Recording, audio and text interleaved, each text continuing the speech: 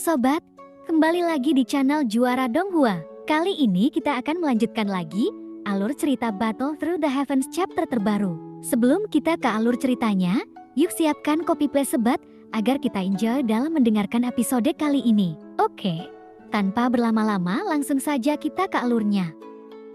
Xiaoyan pun mulai memurnikan obat lagi, membuat si bungkuk sangat marah dan mengertakkan gigi. Mungkin karena dia melihat Xiaoyan yang berikap sangat santai, sehingga untuk sesaat, si bungkuk itu menjadi sedikit marah. Mau tidak mau dia harus menghentikan dia, jika tidak akan merajalela dalam waktu lama. Kemudian platform akan segera digabungkan, lalu saya akan mengambil tindakan bersama ketika saatnya tiba. Bunuh orang tercela ini. Sebenarnya mereka berempat tahu kalau Xiaoyan sangat kuat. Ini jelas bukan langkah ketujuh keabadian kaisar yang bisa mereka rasakan. Ini sebenarnya hanya langkah ketujuh biasa, namun mereka khawatir monster di platform ini saja sudah cukup bagi Xiaoyan untuk tidak berpengaruh apa-apa terhadapnya. Saat Xiaoyan sedang memurnikan obat, platform 4 orang telah meningkat, menjadikan kelima platform sebenarnya mulai bergerak semakin berdekatan. Lalu kemudian bersama-sama mereka membentuk platform yang lebih luas. Dan saat tirai tipis yang membatasi satu sama lain di antara platform ini menghilang, 4 sosok bergegas keluar. Pada saat bersamaan, mereka melakukan serangan sengit. Mereka bergegas menuju Xiaoyan. Haha, kamu pria tercela, kamu akan mati. Xiaoyan yang sedang duduk bersila saat ini, tetap bergeming dan terus memurnikan obatnya. Saat ini, semua bahan obat telah dimurnikan. Sesampainya di waktu memadatkan pil, kami menghadapi 4 orang yang menyerang kami. Bayangan di belakang Xiaoyan sedikit bergetar, lalu sesosok muncul. Di antara alis sosok ini, segel bintang 9 mengalir dan bersinar. Kekuatan ki dan darah yang kuat keluar dari tubuhnya, kemudian dia mengangkat tangannya dan meninju dari udara. Terjadilah sebuah ledakan. Keempat orang itu menjadi kaget dan terlihat di mata mereka. Itu adalah tinju emas yang bisa menutupi semua orang, menjadikan mereka berempat pun tercengang. Xiaoyan dapat menghentikan 4 orang ini dengan mudah. Yang ada di hati mereka berempat hanyalah perasaan krisis yang sangat kuat. Tak satu pun dari mereka mendapatkan keuntungan apapun dan menghentikan serangan itu. Tembak mundur dengan kecepatan sangat tinggi, kemudian pukulan Xiaoyan tiba-tiba berhenti. Dia tidak terlalu menginginkan nyawa keempat orang ini, daripada membunuh mereka, lebih baik menyimpannya. Lagi pula, hanya sedikit yang diketahui di sini, dan keempatnya tidak menimbulkan ancaman sama sekali. Keempat orang yang menstabilkan tubuh mereka segera saling memandang. Belum ada ekspresi kaget yang surut dan masih terus berlanjut. Kekuatan macam apa ini, dan kenapa aku merasa seperti akan dihancurkan sekarang? Kekuatan orang ini benar-benar sangat aneh. 2 orang kenapa kemudian muncul? Logikanya, hanya 1 orang yang bisa masuk ke sini. Saya khawatir hanya ada satu situasi, ini adalah tiruannya. Klan Cimi, dia adalah klan Cimi. Jangan bicara omong kosong, klan Cimi sudah lama tidak ada lagi. Klan Cimi tidak bisa memiliki klon, mereka berempat mendesis dingin dan berbicara satu sama lain. Karena itu, kamu memang bisa memiliki tiruannya. Tapi tahukah kamu, hanya klan Cimi ini yang bisa menggabungkan klon dan tubuh aslinya menjadi satu. Begitu kata-kata ini keluar, keempat orang itu tiba-tiba terlihat ketakutan. Mereka langsung tidak berani melakukannya lagi, sebaliknya, dia menjauhkan diri dari Xiaoyan. Namun pada saat ini, pada platform yang lebih luas ini, terdiri dari 5 platform lokasi paling sentral. Sebuah bola daging hitam besar muncul, dengan bentuk yang aneh. Tampaknya ada tunggul dan lengan patah yang melilitnya. Bola dagingnya terus menggeliat, memancarkan aura iblis yang kuat. Marata berwajah. Jangan gegabah dengan hal ini, jika kamu dikalahkan, kami harus menunggu uji coba berikutnya dimulai lagi, yang berarti ini harus diselesaikan kali ini. Apa yang harus kita lakukan terhadap orang itu? Bagaimana jika dia merencanakan sesuatu, lalu mereka berempat tampak malu. Mereka melihat Xiaoyan dengan ganas, dan sosok itu berdiri di samping. Tetapi Xiaoyan tidak mengambil tindakan terhadap mereka berempat lagi. Bola daging hitam di peron menggeliat. Ia membentuk tubuh dengan 6 lengan, 6 kaki, dan 3 kepala. Hanya saja ketiga kepala tersebut tidak memiliki wajah seperti namanya.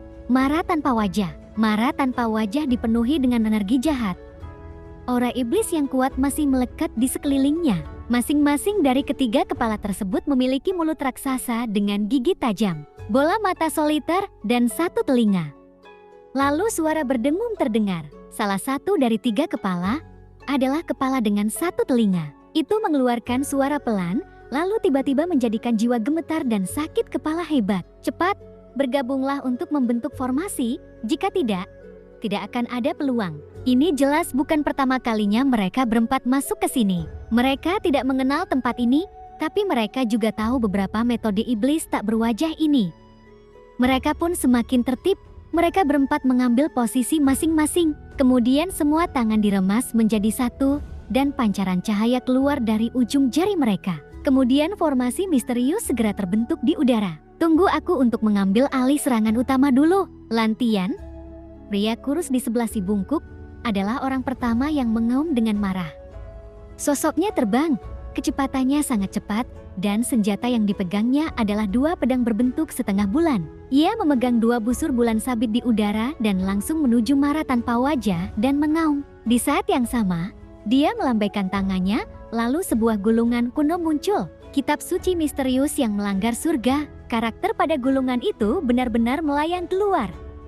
Karakter emas juga menyelimuti demon tanpa wajah. Tendang itu, suara iblis tak berwajah sepertinya keluar dari tubuhnya, rendah dan aneh. Untuk sesaat, saya tidak tahu apakah dia sedang tertawa atau mengeluarkan suara aneh. Menghadapi serangan ini, kemudian Lantian melihat satu mata iblis tak berwajah tiba-tiba terbuka.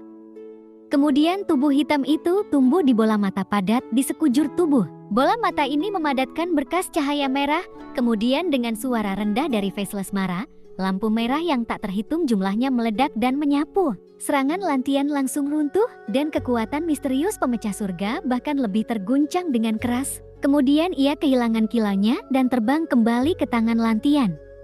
Mustahil, jelas sekali metode saya sebelumnya dapat menimbulkan ancaman. Tetapi bagaimana bisa ini tidak berpengaruh? Lantian terkejut. Tampaknya telah diserang balik dan seteguk darah muncrat. Kuasai formasinya, aku akan melakukannya.